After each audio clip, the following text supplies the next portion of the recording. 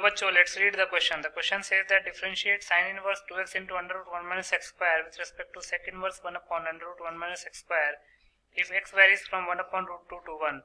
इस क्वेश्चन में sin inverse 2x into under root 1 minus x square को sec inverse 1 upon under root 1 minus x square के respect में differentiate करना है तब जब x varies from 1 upon root 2 to 1 होगा. बहुत ही सिंपल सा क्वेश्चन है. पहले हम की कॉन्सेप्ट लिख लेते हैं. की concept.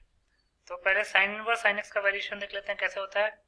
sin inverse sin x can be written as minus pi minus x if x varies from minus pi by 2 to minus 3 pi by 2 to minus pi by 2.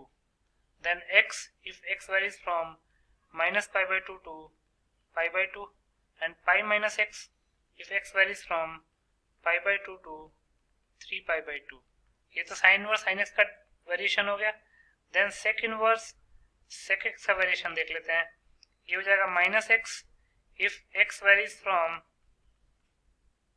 ये क्लोज ब्रैकेट होगा, इसको correct करेंगे, minus pi to minus pi by 2 open bracket union minus pi by 2 to 0 close bracket. और यही x के equal होगा if x varies from 0 to pi by 2 union pi by 2 to पाई. और यही 2 pi minus x के equal होगा if x varies from pi to 3 pi by 2 union 3 pi by 2 to 2 pi.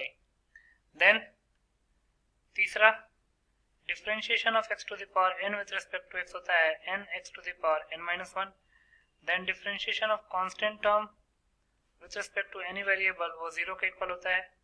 और chain rule क्या कहता है कि अगर आपको f of g of x को x के रिस्पेक्ट में डिफरेंशिएट करना है तो उसके लिए आपको f of g of x को पहले g of x के रिस्पेक्ट में डिफरेंशिएट करना पड़ेगा, देन g of x को x के रिस्पेक्ट में डिफरेंशिएट करना पड़ेगा. तो इन चारों की कॉन्सेप्ट को ध्यान में रख के इस क्वेश्चन को सॉल्व कर लेते हैं. तो जो गिवन फंक्शन दे रखे हैं उनको u और v का नाम दे देते हैं. Let u is equal to sine inverse 2x into under root 1 minus x square और v is equal to sec inverse 1 upon under root 1 minus x square. Sec inverse 1 upon under root 1 minus x square. तो मान लेते हैं x is equal to sine theta. क्यों? क्योंकि अगर x को sine theta मानेंगे तो ये 2 sine theta into mod cos theta के फॉर्म में आ जाएगा. तो लिख सकते हैं let x is equal to sine theta. तो u क्या हो जाएगा? u will be equal to sine inverse 2 into x की जगह पे sine theta into under root 1 minus sine square theta. तो इसको लिख सकते हैं sine inverse 2 sine theta into mod cos theta. अब x कहाँ से कहाँ वेरी कर रहा है? क्वेश्चन में अगर देखेंगे तो x कर रहा है 1 अपॉन रूट 2 से 1 वेरी कर रहा है.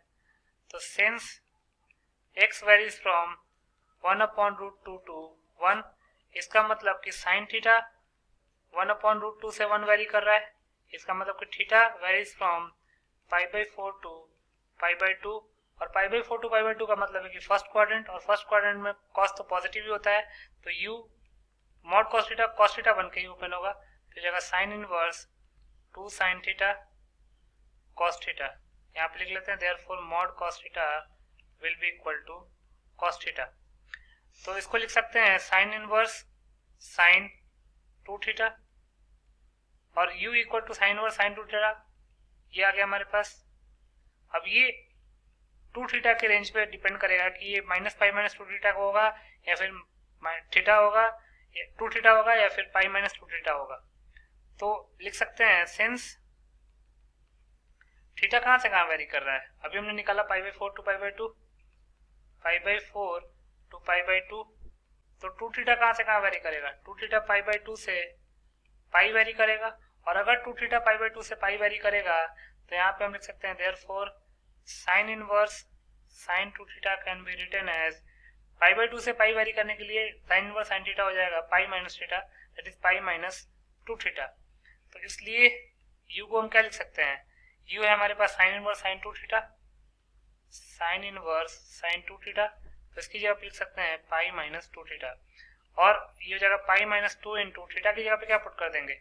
x को साइन थीटा बना होता तो थीटा हो जाएगा साइन इनवर्स x, तो जगह 2 साइन इनवर्स x. तो यहाँ से du अपॉन dx क्या आ जाएगा?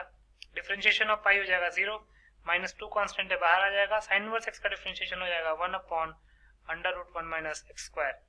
तो यहाँ से du अपॉन dx आ गया -2 upon under root 1 minus x square.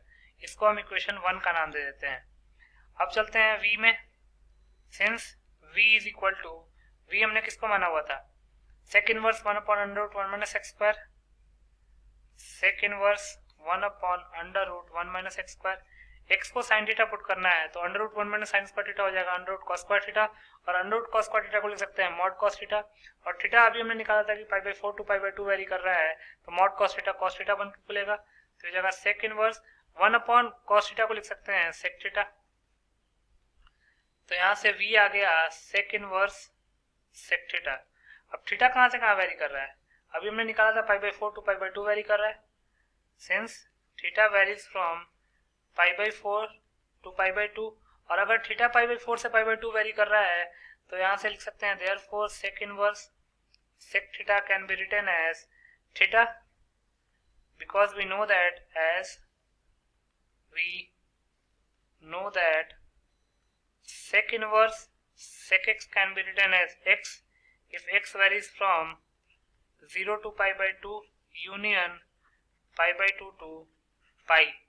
तो इसका मतलब कि sec इनवर्स sec x को x लिख सकते हैं तो sec इनवर्स sec थीटा को थीटा लिख सकते हैं, और sec इनवर्स sec थीटा अगर थीटा के इक्वल है तो थीटा को हम क्या लिख सकते हैं sin इनवर्स x, क्योंकि हमने x को sin थीटा पुट किया हुआ था। तो v आ गया हमारे पास sin इनवर्स x, तो dv अपॉन dx क्या आ जाएगा 1 upon under root 1 minus x square. इसको हम सेकंड इक्वेशन का नाम दे देते हैं। तो यहां से हम लिख सकते हैं with the help of equations 1 and 2 du upon dv can be written as du upon dx upon dv upon dx। First equation में du अपॉन dx की वैल्यू आई थी -2 upon under root 1 minus x square, और dv upon dx आया था 1 upon under root 1 minus x square. तो यह -2 upon under root 1 minus x square upon 1 upon under root 1 minus x square. Under root 1 minus x square cancel out हो जाएगा तो यह आ जाएगा -2। यही हमारा फाइनल आंसर हो जाएगा। तो लिख सकते हैं hence -2 is the required answer. So -2 will be your final answer. I hope you understood it well. Best of luck.